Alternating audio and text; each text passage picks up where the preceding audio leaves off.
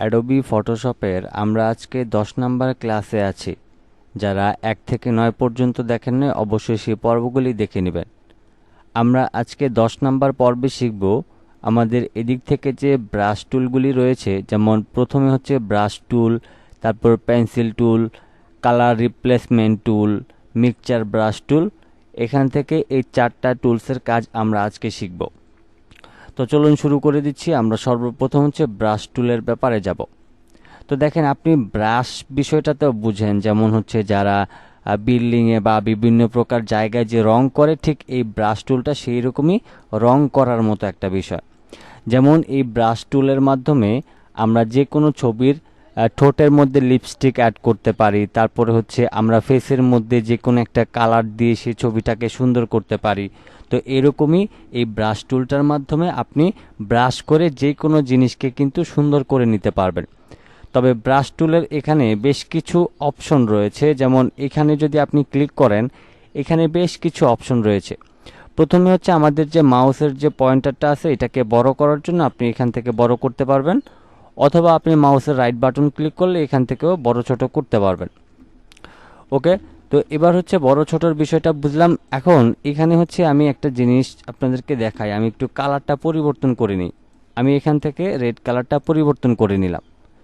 তো আমরা হচ্ছে মূলত এই ব্রাশ টুলটাকে যখন সিলেক্ট করব, সিলেক্ট করার পর আমাদের এই ফরগ্রাউন্ড কালারের যে কালারটা থাকবে, সেটাই কিন্তু আমরা ব্রাশের মাধ্যমে এখানে ব্রাশ করতে পারবো। তো এখন আপনি কোন কালারটা কোন জায়গায় ব্যবহার করবেন, সেটা আপনি এই ফরগ্রাউন্ড কালারে যদি এখান থেকে যে কোনো কালার আপনি পরিবর্তন করে অ্যাড করতে চান, সেটা আপনি করে নিতে পারবেন। তো এরপর হচ্ছে দেখেন, এই যে আমরা ব্রাশটা করতেছি, এটা কিন্তু খুব হার্ড হইতেছে। এখন এখানে দেখেন, এখানে কিন্তু অনেক প্রকার আমাদের ব্রাশ রয়েছে। যেমন এখান থেকে হার্ডনেসটাকে যদি আমরা ফুল বাড়ায় দিই, দেখেন এটা কিন্তু একদম ফুল হার্ডনেস হইতেছে। এটা কিন্তু হালকা একটু সফট ছিল, এটা হচ্ছে ফুল হার্ড। এরপরে এখানে বেশ কিছু অপশন রয়েছে। যেমন এটাতে যদি আমরা এখানটাতে সিলেক্ট করে আমরা যদি এখানে ক্লিক করি, দেখেন এটা কিন্তু হালকা একটু সাইড থেকে কিন্তু আমাদের একটু কালার ছেড়ে দিয়েছে। তো আমরা হচ্ছে এটাকে একটু বড় করে নিচ্ছি, আমাদের ব্রাশ সাইজটাকে। আমি হচ্ছে যেমন এখানে যখন দেখেন ক্লিক করলে এই কালারটা কিন্তু ছড়িয়ে যাচ্ছে। আমি নতুন একটা লেয়ার নিয়ে নিচ্ছি। আমি এই রেড কালারগুলিকে কন্ট্রোল জেড দিয়ে সরিয়ে দিচ্ছি। যেমন আমি যদি এখানে ক্লিক করি, দেখেন এই কালারটা কিন্তু সব দিকে ছড়ায় যাচ্ছে। কারণ হচ্ছে আমরা এটাকে সফট করে নিয়েছি। এখন আমরা যদি এটাকে হার্ড করে নিই, হার্ড করে নিলে দেখেন এখানে যা ক্লিক দেব তাই কিন্তু আসবে, এইটার মতো কিন্তু আসে না। এখন আপনার কখন সফট করার প্রয়োজন, কখন হার্ড করার প্রয়োজন, সেটা আপনি দেখে এখান থেকে কিন্তু হার্ড এবং সফট করে নিতে পারবেন। আমি এখান থেকে এটাকে আরেকটু কমিয়ে নিয়ে আবার একটু দেখাচ্ছি। দেখেন এটা হচ্ছে আমাদের হার্ড, এবং এখান থেকে আমরা ক্লিক করে যদি সফটের উপর ক্লিক করি, দেখেন এইটা কিন্তু একটু হালকা চারদিকে একটু ছড়িয়ে গিয়েছে, ঠিক এটার মতো করে। তো এটা একটা হচ্ছে হার্ডনেস, একটা হচ্ছে সফটনেস। এবং এখান থেকে আপনি যখন যেটা প্রয়োজন পড়বে, যদি আপনার হার্ডনেসের প্রয়োজন পড়ে হার্ডনেস নেবেন, যদি এইরকম একটা ছড়ানো চারদিকে সফটনেস চান, সেক্ষেত্রে আপনি এই সফটটাকে ব্যবহার করতে পারেন। তো এটা হচ্ছে আমাদের ব্রাশ টুলের কাজ। এখন আমি প্রথমে আপনাদেরকে বলে দিয়েছি যে কোনো আমরা ছবির কিন্তু যদি আমরা কোনো একটা ছবির মধ্যে যদি লিপস্টিক অ্যাড করতে চাই, সেক্ষেত্রে এই ব্রাশ টুলের মাধ্যমে অ্যাড করতে পারবো। তারপর হচ্ছে ফেসের কালার, অনেক সময় আমাদের অনেক ছবি আছে ফেসগুলি একটু ডার্ক টাইপের থাকে, সেইটা হচ্ছে আমরা এই ব্রাশ টুলের মাধ্যমে সেটাকে একটু ফর্সা করে থাকি। তো এরপরে হচ্ছে আমাদের যে টুলটা রয়েছে পেন্সিল টুল। তো পেন্সিল টুলটা মূলত হচ্ছে, যেমন ধরেন আমরা যদি এখানে আমরা চোখে অনেকে কাজল দেওয়ার মতো যে একটা বিষয় থাকে, যেমন ধরেন আপনি যদি এখান থেকে এটাকে আমরা কালারটা পরিবর্তন করে নিচ্ছি। আমরা এখান থেকে ধরেন কাজল টাইপের একটা কালারে নিয়ে নিচ্ছি, এবং আমাদের এখান থেকে শুরু করে আমি ধরেন এইভাবে করে, তারপর এই অংশটাতে ধরেন আমি এইভাবে করে দিয়ে দিলাম। এই অংশগুলিতে কিন্তু মেয়েরা কিছু একটা দেয়, আমার আসলে জানা নেই। যাই হোক, তো এখন এই যে এখানে যে আমরা শেপটা নিয়েছি, এখানে কিন্তু আমরা একটা কাজলের মতো করে নিয়েছি। যদিও এই পেন্সিল টুলের আহামরি কত কাজ নেই, তবে আপনি যখন এক্সপার্ট হবেন তখন আপনি সব কিছুই করতে পারবেন। ওকে, তো আমরা ধরেন এখন এখান থেকে এই অংশটাতে একটু কালার করে দিচ্ছি। যেমন ধরেন আমরা যদি এখান থেকে এই অংশটাতে একটু কালার করে দেই, আমি এখান থেকে কালার করে দিচ্ছি। তো এবার হচ্ছে এখান থেকে আমরা যদি ব্লেন্ডিং মোডটাকে একটু পরিবর্তন করি, দেখেন এটাও কিন্তু পরিবর্তন হবে। তা আপনি এখান থেকে যদি কোনো কালার নিতে চান সেক্ষেত্রে এইভাবে করে আপনি নিতে পারবেন। তো এই হচ্ছে বিষয়। এরপর হচ্ছে আমি কন্ট্রোল জেড দিয়ে নিলাম, কন্ট্রোল জেড দিয়ে নিচ্ছি সম্পূর্ণটাকে। তবে এখানে একটা বিষয় আছে, পেন্সিল টুলের ক্ষেত্রেও কিন্তু এখানে হার্ডনেস সফটনেসের একটা ব্যাপার রয়েছে। আপনি যদি এটাকে একদম হার্ডনেসটাকে 0 করে দেন তাহলে এটাকে খুবই কিন্তু নর্মালি আপনি করতে পারবেন। এছাড়াও আপনি যদি এখান থেকে লেয়ার নিয়ে কোনো কিছু করেন, যেমন আমি ধরেন এখান থেকে এটাকে এইভাবে দিলাম, এখন আমি যদি ফিলটাকে হালকা একটু কমিয়ে দিই, দেখেন এটা কিন্তু হালকা একটা কালার হয়ে গিয়েছে। এবার আপনার এখান থেকে যতটুকু আপনার প্রয়োজন ততটুকু আপনি নিয়ে নিতে পারেন। আপনি যদি মনে করেন যে না ফুল নেবেন তাইলেও সেটাও নিতে পারবেন। এরপর এখান থেকে অপাসিটি আছে, আপনি যদি অপাসিটিটাকেও কমিয়ে নেন, সেম দুইটার একই কাজ, কিন্তু একটা হচ্ছে ফিল, একটা হচ্ছে আপনার অপাসিটি। তো দুইটার মাধ্যমে আপনি যেমন এই ব্রুতে কোনো কালার দিতে গেলে আপনার এই পেন্সিল টুলটার ব্যবহার করা হয়। এরপর হচ্ছে কালার রিপ্লেসমেন্ট টুল। তো আমরা একটু কন্ট্রোল জেড দিয়ে দিচ্ছি, এখান থেকে এই আগের যে কাজগুলি সেগুলিকে সরিয়ে দিচ্ছি। তো কালার রিপ্লেসমেন্ট টুল হচ্ছে যেমন ধরেন আমরা এখান থেকে এই ফেসের নির্দিষ্ট একটা কালার সেট করব।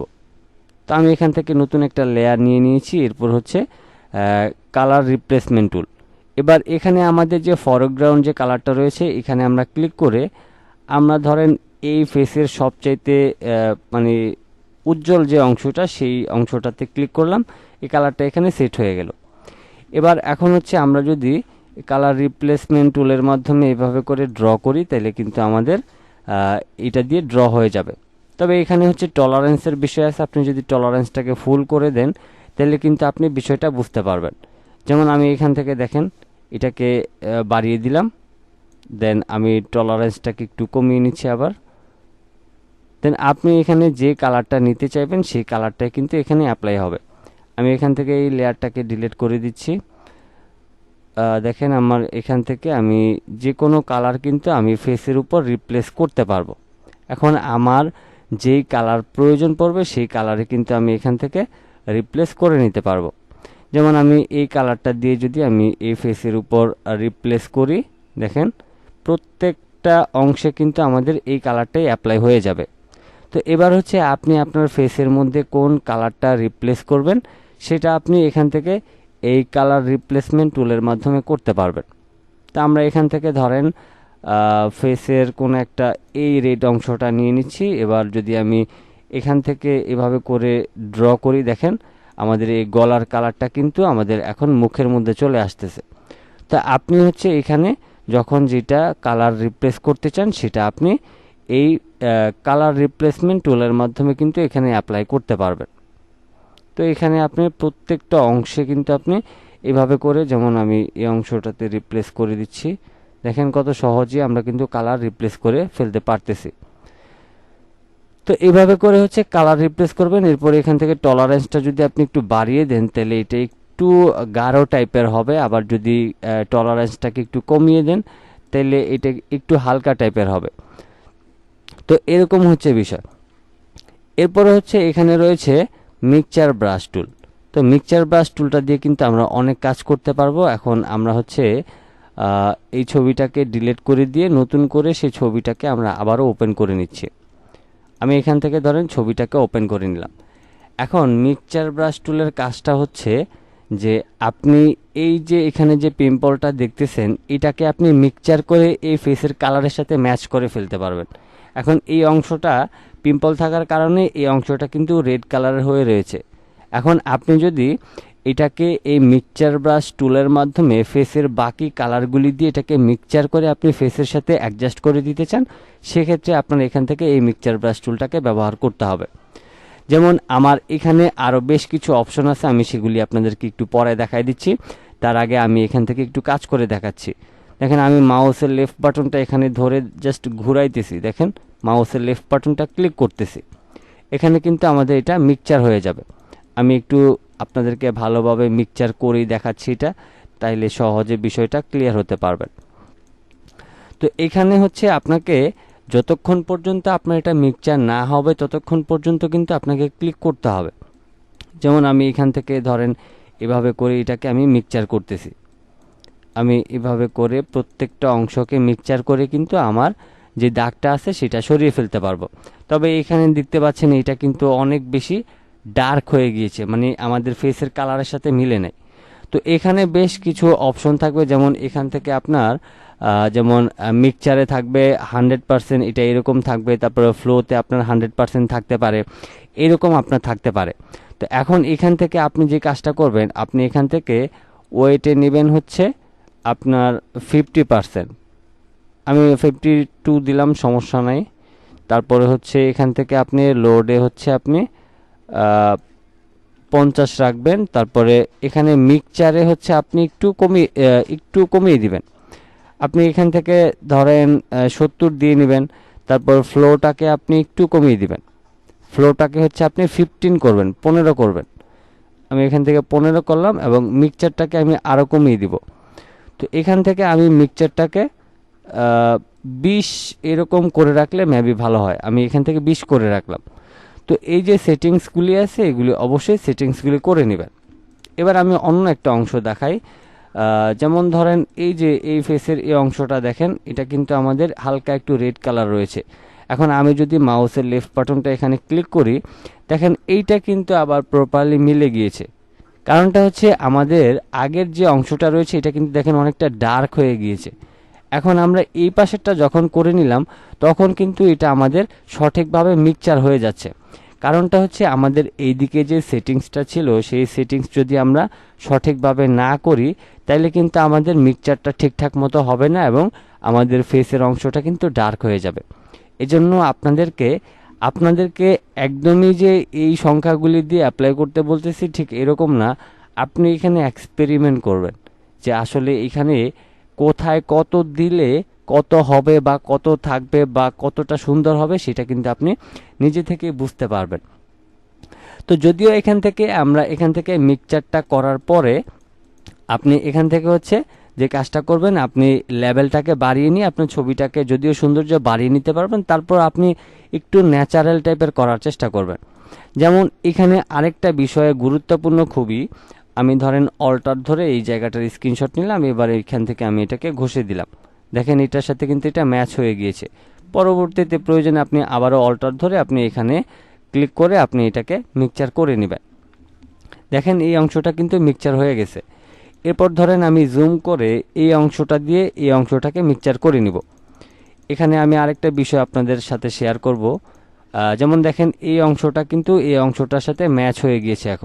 এখন যে এখানে পিম্পল ছিল সেটা কিন্তু বোঝার কোনো উপায় নাই। তো এইখানে একটা জিনিস আপনারা যেটা করবেন, এইখানে ইচ্ছা মতো ক্লিক দেওয়ার দরকার নাই। আপনি যখন দেখবেন যে আপনার এখান থেকে কাজটা হয়ে গিয়েছে, মিক্সচারটা হয়ে গিয়েছে, তখন আপনার আর এখানে বেশি করে ক্লিক দেওয়ার দরকার নেই। আপনি যত বেশি করে ক্লিক দিতে যাবেন তত কিন্তু এটা নষ্ট হয়ে যাবে। এজন্য আপনি যত কম ক্লিকে ক্লিক করতে পারবেন ততই কিন্তু আপনার জন্য ভালো হবে। দেখেন এই অংশটা কিন্তু আমরা ক্লিয়ার করে ফেলেছি।